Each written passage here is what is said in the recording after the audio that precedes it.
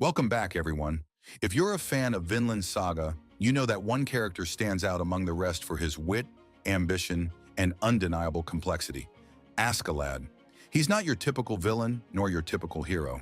In today's video, we're going to dive deep into his past, his motivations, and the intricacies of his actions that made him such a fascinating character. By the end, you'll understand why Askeladd is one of the most layered and tragic figures in anime.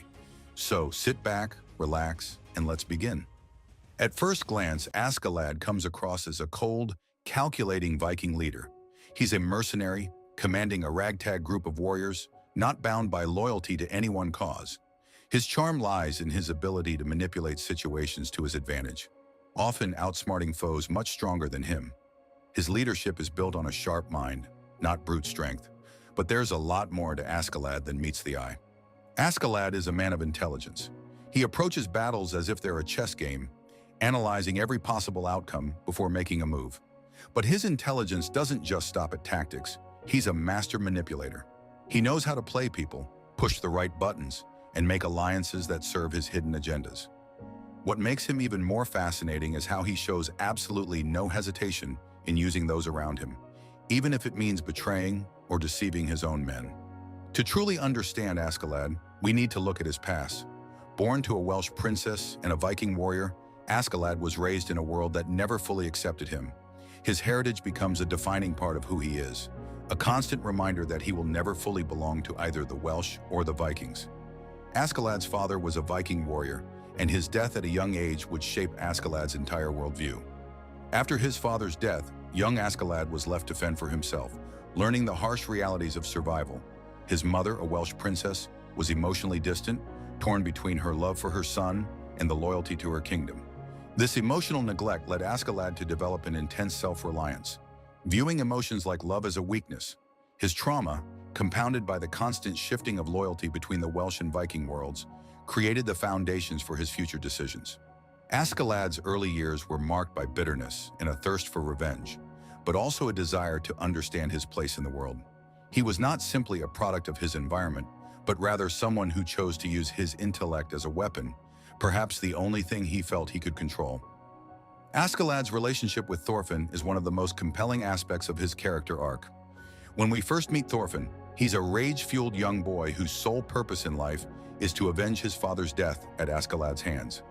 This desire for vengeance consumes Thorfinn, and for a long time Askeladd remains a figure of hatred in his eyes. However, Askeladd's approach to this relationship is multifaceted. While Askeladd doesn't care about Thorfinn's hatred, he sees in him the potential to be a great warrior.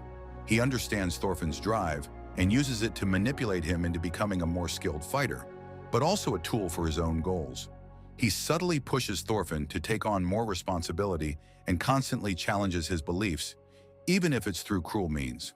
In a twisted way, Askeladd becomes something of a father figure to Thorfinn, though he would never admit it openly. Throughout their time together, Askeladd acts as a teacher, but also a constant reminder of the flaws in Thorfinn's vengeance-driven mindset. What Askeladd doesn't say directly, he conveys through his actions. Revenge is hollow, and the cycle of violence is self-destructive. Now let's talk about what truly sets Askeladd apart from other characters in Vinland Saga: his tactical genius. Askeladd is not the strongest warrior, nor the most physically imposing, but his strength lies in his mind.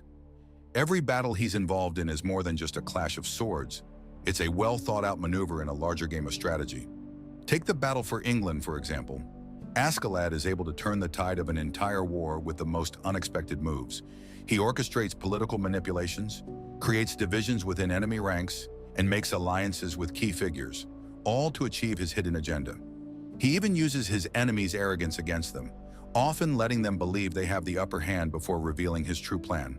Perhaps one of his most brilliant moments comes when he aligns with Canute, a seemingly naive and weak prince. Askeladd sees potential in Canute's growth and uses him as a pawn, all the while shaping the future of England.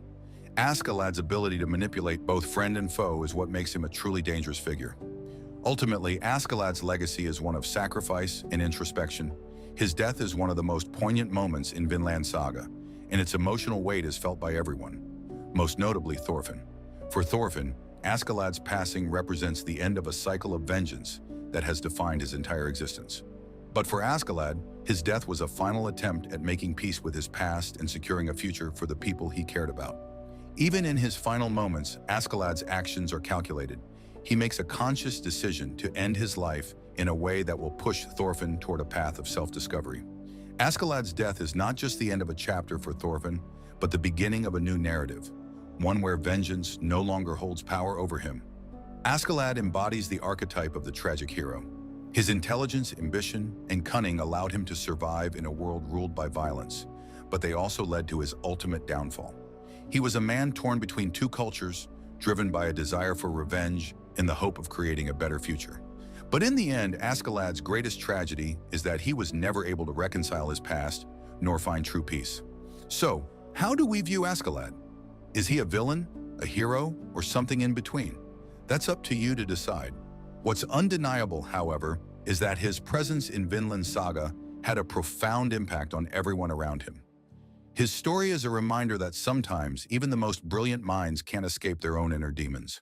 And in the end, Askeladd is remembered not just for his cunning or his strategies, but for his humanity. Thanks for joining me in this deep dive into Askeladd's character. What did you think about his story? Do you see him as a tragic hero, or was he simply a man playing his cards to survive? Let me know your thoughts in the comments below. If you enjoyed this video, don't forget to like, share, and subscribe. See you next time.